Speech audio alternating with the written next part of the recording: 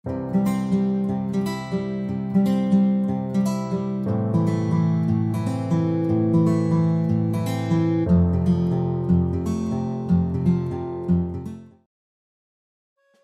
sahabat Nikifor, balik lagi bersama saya Empi. Di video kali ini saya akan bagikan secara khusus apa saja faktor yang harus diperhatikan dalam memilih kawasan industri untuk lokasi pabrik yang strategis. Jika pabrik sudah dibangun, maka akan sulit untuk menjual atau memindahkannya ke lokasi yang baru. Memilih lokasi pabrik yang tepat mungkin merupakan keputusan terpenting dalam rencana bisnis perusahaan. Dan ada beberapa hal yang harus diperhatikan perusahaan dalam memilih lokasi pabrik. Di antaranya yaitu nomor 1 yaitu geografi dan iklim lokal. Hal pertama yang harus diperhatikan perusahaan untuk memilih lokasi pabrik mereka adalah geografi dan iklim lokal.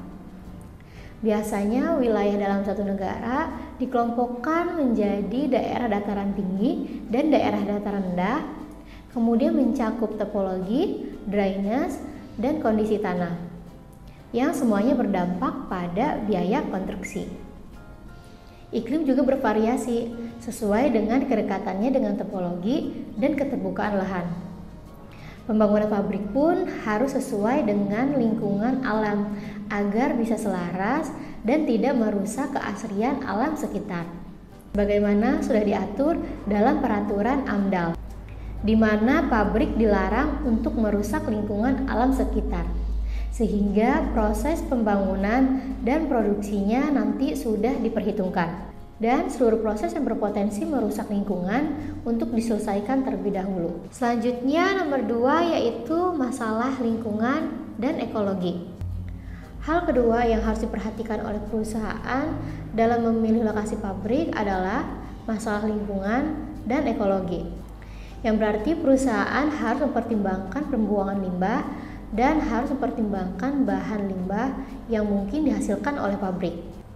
Ada banyak limbah pabrik yang berpotensi merusak lingkungan seperti racun, logam, debu, dan zat lainnya yang harus diperhatikan oleh si pemilik pabrik. Selanjutnya nomor 3 yaitu jarak. Hal ketiga yang harus diperhatikan perusahaan dalam memilih lokasi pabrik adalah jarak. Ketika perusahaan memilih lokasi pabrik yang baru, maka perusahaan harus mempertimbangkan implikasi dari infrastruktur dan geografi terdekat untuk pengiriman peralatan dan material. Dan masalah yang sama harus diperhatikan yaitu mengenai pengadaan dan pengiriman bahan baku, keterdekatan dengan pasar, ketersediaan tenaga kerja, infrastruktur rantai pasokan, dan logistik. Ada beberapa hal yang harus diperhatikan oleh perusahaan dalam hal jarak. Contohnya seperti seberapa jauh lokasi vendor tersebut dengan pabrik, seberapa jauh proses pengangkutan barang yang sudah jadi ke gudang. Dan yang terakhir, apakah lokasi dapat menjangkau pelanggan dengan mudah dan menghemat biaya? Nah, itulah yang harus diperhatikan oleh perusahaan dalam hal jarak, agar pabrik bisa berjalan dengan baik dan lancar. Selanjutnya nomor 4 yaitu potensi ekspansi. Hal keempat yang harus dipertimbangkan perusahaan sebelum memilih lokasi pabrik adalah potensi ekspansi. Begitu perusahaan membangun pabrik, maka perusahaan harus bisa melihat masa depan perusahaan, karena kondisi dan peraturan akan terus mengalami perubahan. Maka dari itu, jika sebuah perusahaan ingin melakukan pembangunan pabrik, harus mempertimbangkan berbagai hal, seperti fasilitas dan potensi ekspansi lahan pembangunan pabrik. Jika perusahaan membeli lahan yang terbatas, maka perusahaan akan kesulitan melakukan ekspansi pabrik. Dan jika pabrik membutuhkan banyak ruang lagi di masa depan, maka perusahaan harus mencari lagi lahan atau lokasi yang bisa diperluas. Karena jika membangun pabrik dari awal akan memakan banyak waktu dan biaya. Selanjutnya, tips dalam memilih lokasi strategis untuk bisnis Anda. Proses pemilihan lokasi dimulai ketika sebuah perusahaan memutuskan bahwa kantor dan lokasi pabrik yang sudah ada harus dipindahkan atau ditambahkan ke dalam portofolio. Memilih lokasi pabrik adalah proses yang kompleks dan panjang. Seringkali membutuhkan waktu berbulan-bulan bahkan bertahun-tahun. Oleh karena itu, banyak perusahaan yang memilih untuk melibatkan kontraktor. Karena untuk memberikan saran kepada mereka dalam memilih lokasi yang strategis. Berikut adalah cara memilih lokasi yang strategis untuk pabrik. Yang pertama adalah faktor analisis kualitatif dan kuantitatif. Faktor kualitatif memang tidak memiliki efek langsung pada laba perusahaan, tetapi tetap penting untuk keberhasilannya. Faktor kualitatif termasuk ukuran dan lingkungan komunitas, sistem pendidikan lokal dan konektivitas komunitas ke pasar terdekat. Nah, dengan menggunakan 3 contoh tersebut, maka akan mudah untuk melihat bagaimana faktor kualitatif mempengaruhi proses pemilihan lokasi. Selanjutnya, faktor kuantitatif di sisi lain akan menghasilkan efek langsung dan dapat dihitung pada operasi perusahaan. Di antaranya adalah tarif tenaga kerja, tarif utilitas, biaya bangunan, biaya logistik, dan pajak.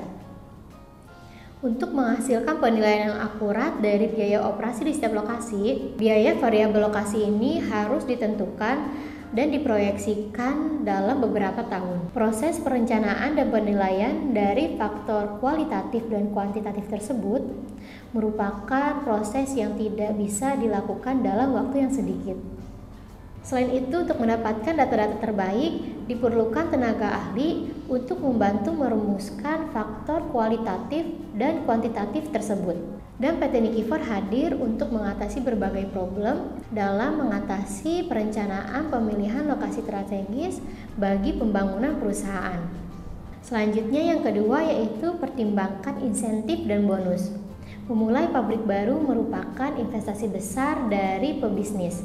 Dan paket insentif yang baik dapat mengurangi risiko investasi dan pada akhirnya membantu perusahaan untuk membuka pabrik yang sukses dan menguntungkan. Sering dikatakan insentif tidak dapat membuat lokasi yang buruk menjadi baik, namun dapat membuat situs yang bagus menjadi lebih baik. Setiap lokasi yang dipilih oleh perusahaan harus memenuhi kebutuhan dasar bisnis, yaitu tenaga kerja yang berkualitas, kedekatan dengan pelanggan dan pemasok, transportasi, kualitas hidup, dan lainnya. Selain itu, perusahaan juga harus mempertimbangkan paket insentif terhadap keseluruhan biaya menjalankan bisnis di suatu lokasi. Penyedia lokasi mungkin menawarkan paket insentif tinggi, tetapi jika pajak, tarif utilitas, dan tarif biaya tenaga kerja akan tinggi dalam jangka waktu panjang, maka lokasi lain dengan biaya keseluruhan yang lebih rendah mungkin akan lebih disukai, apalagi jika nilai insentifnya lebih rendah. Insentif bahkan bisa dikatakan sebagai keuntungan yang diberikan oleh penyedia lokasi atau tanah. Dan dalam pembelian tanah biasanya Anda akan mendapatkan beberapa keuntungan. Berbeda jika membeli tanah dengan menyewa tanah akan berpengaruh besar dalam keuangan perusahaan. Nah, mungkin segitu saja video kita kali ini. Kalau ada kritik dan saran, silahkan tulis di kolom komentar. Jangan lupa subscribe, like, dan komen. Saya Empi pamit. See you on next video. Bye-bye.